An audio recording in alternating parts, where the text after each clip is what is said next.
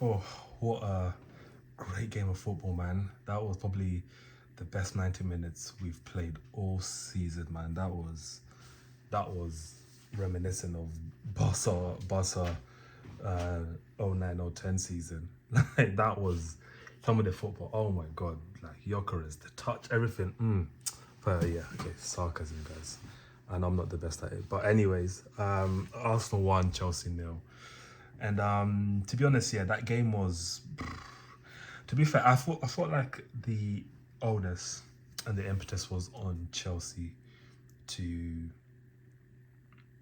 come out and play, and I think the 3-2 aggregate definitely made it more of a match than it needed to be because we should have killed them off in that first leg. To be honest, those two goals from Garnacho definitely made it look like it was a much more even game than it was. And when it really comes down to it, the game was ultimately decided in that first leg. But the issue is obviously when you're defending a one goal lead, you gotta tread very carefully because at any point, whether that's the fifth, 10th minute, it could just swing the other way. But I felt like Chelsea didn't really have much of a threat. I was quite surprised. I was to be fair, I was really unsure what Liam Rosini or Rosino, what the fuck his name is, was doing with that lineup. I was confused whether was Delaf playing as a wing back, was he second striker off João Pedro. I was confused what kind of setup he went there. But when I looked at that lineup from Chelsea, I kind of came into that game thinking, okay, it's not strong. I'm not the biggest fan of seeing Caicedo in that midfield because I feel like he gives us a lot of problems and we tend to struggle with Caicedo in there along with Enzo and Palmer. But Palmer wasn't playing; he was on the bench, and I think they had Andre Santos. And then, to be fair, I'll be honest, I don't even care. I'm not even. I'm trying to work out what their manager was trying to do, and I still can't work out what he was trying to do. But anyways, on to us. The lineup here. I mean, to be fair, that was relatively strong. And I'm not too far against that. To be honest, we needed our players to have this game ready for Sunderland on the weekend, and that Sunderland game is just as important as today is, to be honest. And I said it, with the league. I think there's a chance obviously we do win the league, but there's also a chance we don't win the league. But this Carabao Cup final that we have is a must-win final because it ultimately sets the season. How we finish the rest of the season because you go and win that, all of a sudden the floodgates open for that season because now the confidence goes up the roof, the momentum is within the camp, and the whole mood changes because the whole stigma around, oh, we can't win trophies and stuff like this. You win that, obviously it's not the ultimate end goal, but it's a start. And I always say, before you can win something as big as a Premier League, you kind of need to do the little steps first. The Carabao Cup is the first trophy you can win of the season, and I think it's so important that our players understand that, and so important that they actually go out and win that tournament. And will it judge Arteta if he wins that? Nothing else. He needs to get out regardless. Even if he wins that and nothing else, get out. If he wins that in the Premier League, I'll still I'll accept it, but get out anyway. So I'm kind of in that camp. And the loaning of Ethan is looking dumber and dumber every day now, because Odegaard, God knows whatever illness he will, apparently they'll report at the start of this game or before this game. I don't know what that illness was. That sounded like he can't be asked, and let's just give him a rest.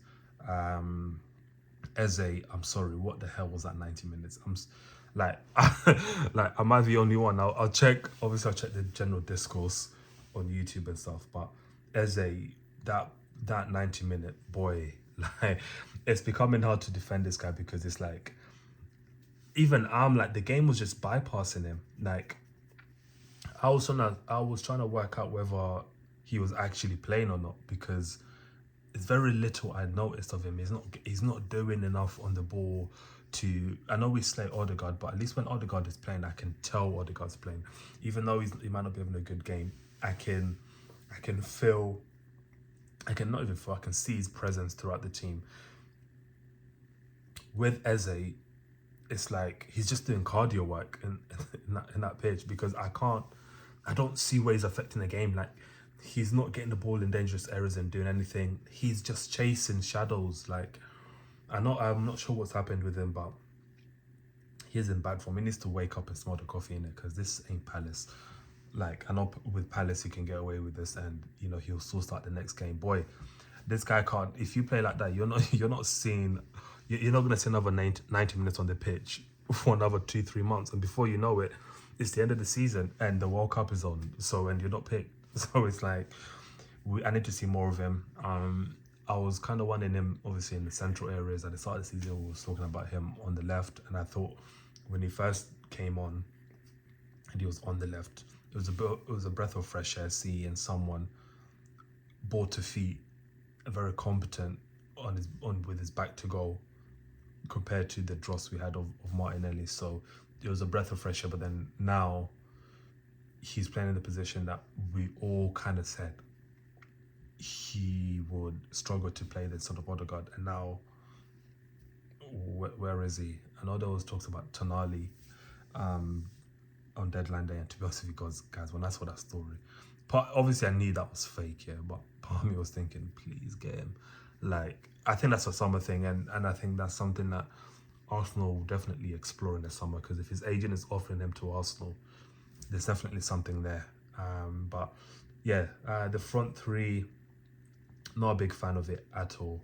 Like I said, I wasn't really I wasn't really with the Noni sign-in, and not only that, his end product is not even there. It's poetic and pathetic, like someone said on the podcast.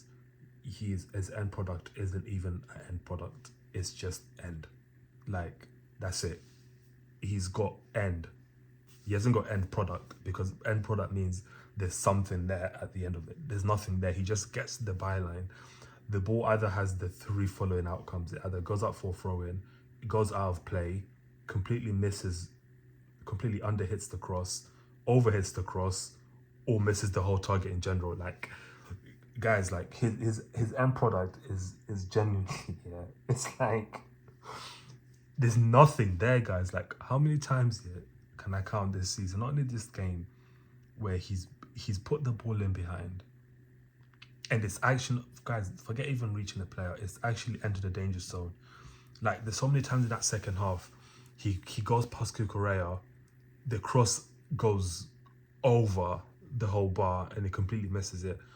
Or there's times when he played that cross and then it looked like a shot, and then I'm just don't know, guys. Anyway, yeah, Noni thing, I wasn't with it, and I still won't be with it, but hopefully next season we can start to see Max come in and playing a bit more, and Ethan, yeah, I wasn't with loaning Ethan, and now you can see why, because if this is what we have to deal with to the end of the season, boy, give me strength.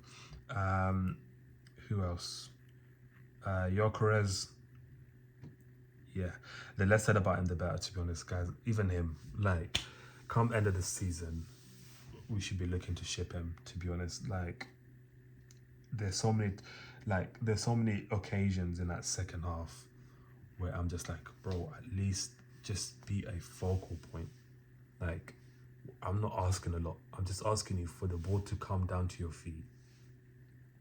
Just control it and lay it off. Like, there was a time when the ball came to him. It was like a cross diag. He controlled it, but it traveled like 50 yards away from him. It's like every time he's always chasing his touch. He's every first touch looks like a sliding tackle. Like, it just looks like it looks awful, guys. Just get rid. His performance was pathetic, but again, even at Havertz's goal, do you trust Gyökeres to even go around the keeper? He'd probably be out of breath before he even goes past the goalkeeper. Like I said at the start of the season, maybe it's like a weight thing. He needs to maybe like cut some weight, lose some weight. I don't even know at this point. I'm not even sure how much Ozempic pills he can take until he actually learns how to control the football, because this guy is looking clunky. He's not looking anything remotely an Arsenal striker. So I don't know where we go with Gyökeres, but I know where I'd go with Gyökeres, and that's the transfer list. I'm not keen on it at all for him to start next season. And next season, we need midfield and like at least an attacking mid and an eight as well. So an attacking mid and an eight, and a left winger as well, and a striker, and also goalie. But four key areas we need to look at. So that's that. But yeah, poor performances from Eze, Gyökeres, Martinelli, hit or miss. Yeah, I don't know. He struggles to be his man. He had a good chance in the first half. He should have scored. He should have got the ball on target. Who else? Zubamendi, Rice. They didn't really have much to do. Gabriel, Saliba had good games, but they were struggling against João Pedro at times. I'm not sure how many of those cynical stuff they were doing they would get away with in the Prem, but yeah. Hincapié, boy, there better not be a mandatory buy option clause at the end of that load, because to be fair, when he first came on at the start of the season, I wasn't really convinced of him, to be honest. I remember saying this. He looks a bit rash, but I think there's a player there. Just needs a bit of nurturing. On the ball, he's a bit dross. There's a scenario in the first half where the ball came to him. He just had to make a simple crossfield pass to Martinelli, and it goes out of play. And he was about 2 or 3 yards away from Martinelli. It's literally just a straight pass. I'm confused how that goes out of play when you can see him right in your periphery. So yeah, I'm not sure about Hincapié. I wouldn't be opposed to not buying him at the end of the season, but then that means we need to now start looking at bringing someone else in. So maybe just trigger that buyout clause. But apart from that, it was a rubbish performance. I was gonna say good performance. It was a really good performance.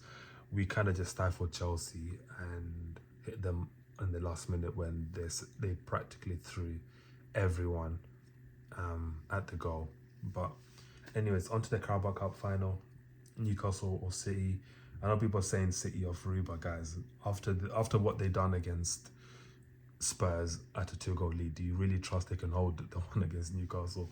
They should, but anyways, we should win that. We should win that. I hope we win the Carabao, because it'll be such a good lift for the players and the team to lift a trophy, and hopefully, boost that morale in the squad that they need to get over the line in the Premier League as well. But anyway, guys, I'll see you, I guess, against the Sunday game after. But yeah, hopefully Liverpool do us a favour. And if they do, guys, I'll sing You Never Walk Alone, honestly. But yeah, I'll see you in the next match reaction.